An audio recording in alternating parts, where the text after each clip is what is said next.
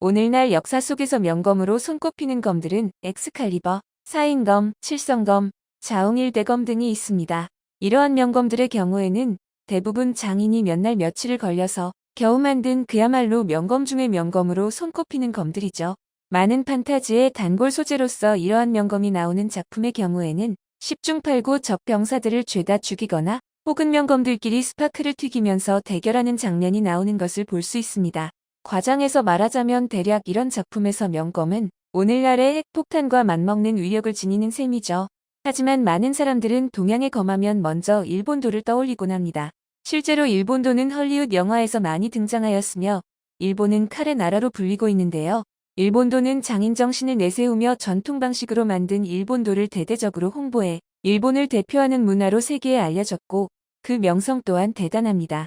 한편 얼마 전부터 일본도에 대한 실체들이 벗겨지면서 일본도의 성능 시험 영상이 커뮤니티를 뜨겁게 달구고 있습니다. 그동안 명품 칼로 생각했던 일본도보다 한국의 환도와 월도가 더 뛰어나다는 전문가들의 주장이 있어 많은 사람들을 충격에 빠뜨렸습니다. 이런 것들은 한 미국의 TV 프로그램에 공개돼 모두들 깜짝 놀라게 했는데요. 검술 또한 한국의 검술이 일본 검도보다 뛰어나다는 것이 밝혀졌고 현대의 일본 검도가 한국의 전통 검술을 참고했다는 것이 역사적 문헌을 통해 밝혀졌습니다.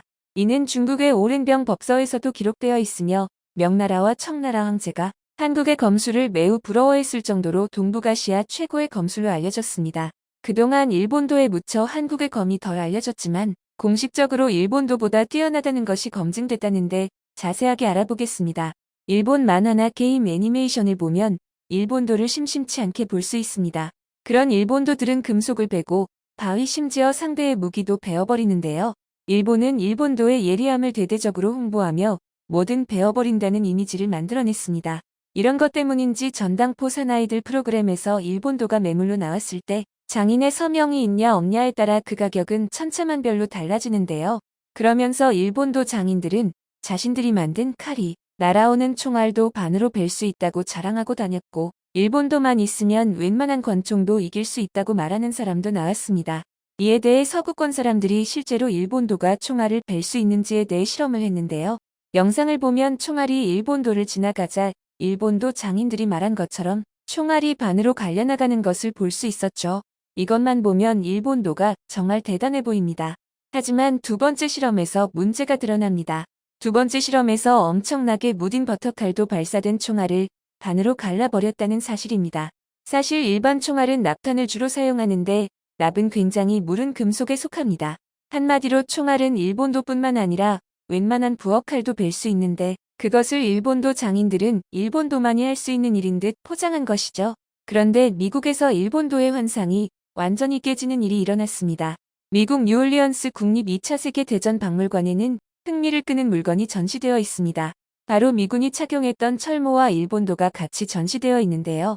1942년 과달카날 전투에서 미 해병대 대위 월터 스토퍼 맥크레니는 일본군 장교한테 일본도로 머리를 맞았지만 전혀 다치지 않았고 그대로 일본군 장교를 사살해 빼앗아온 전리품이었습니다. 전리품을 보면 철모 한쪽이 찌그러져 있는 것을 확인할 수 있는데 일본도 장인들은 일본도가 뭐든지 벨 수 있을 것처럼 포장했지만 사실 그렇지 않았다는 것을 미군의 철모를 통해 밝혀진 것입니다. 당시 미군들에게 전리품으로 최고로 인기가 있었던 것은 일본도였습니다.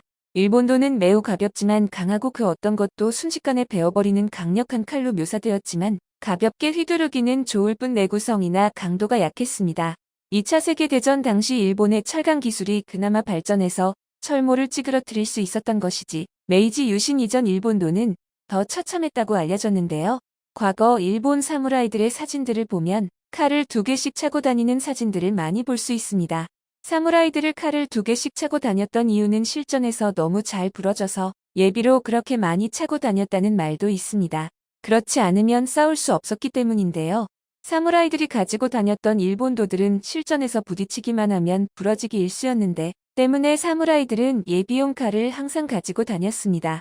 검에 있어 전문가들이 주장하는 가장 중요한 것은 강도입니다. 칼길이 부딪혀도 원형을 유지한다거나 부러지지 않아야 목숨이 오가는 전투에서 생존할 수 있고 또한 승리할 수 있습니다. 일본 전통 방식으로 제작된 일본도들의 강도 시험을 보면 웃기다 못해 슬플 정도입니다. 한 커뮤니티에 서양의 롱소드와 일본도의 강도를 비교하는 영상이 공개됐는데요.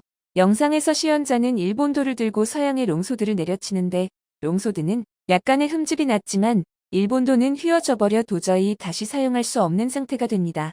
이것을 보면 일본의 사무라이들이 왜 칼을 2개나 차고 다녔는지 이해가 됩니다. 이런 것 때문에 전문가들은 검에서 가장 중요한 것을 강도라고 말하고 있으며 예리하게 만드는 연마법은 그렇게 높은 기술력을 필요로 하지 않는다고 설명하고 있습니다. 실제로 예리한 것만 따지면 수술용 메스나 면도날이 더 예리하다고 전문가들은 말하고 있습니다.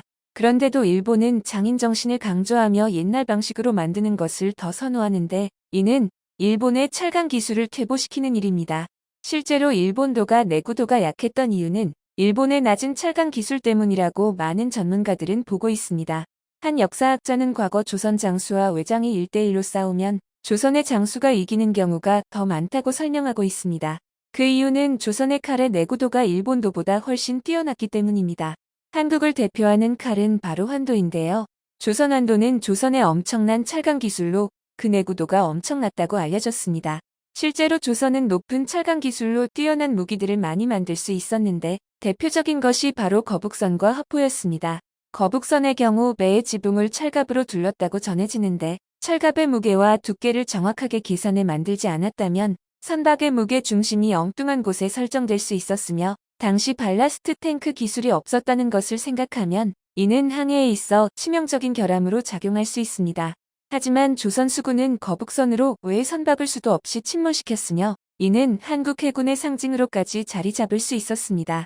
만약 조선의 높은 철강 기술이 없었다면 이는 꿈도 꿀 수 없었죠. 이런 철강 기술은 당연히 조선 완도에도 적용됐는데요. 외장과 싸울 때 칼길이 부딪히게 되고 그때 일본도가 자주 깨졌을 것이라고 역사학자들은 설명합니다. 이는 미국 히스토리 채널에서 방영된 최강의 검 한국 특별판에서 증명됐습니다.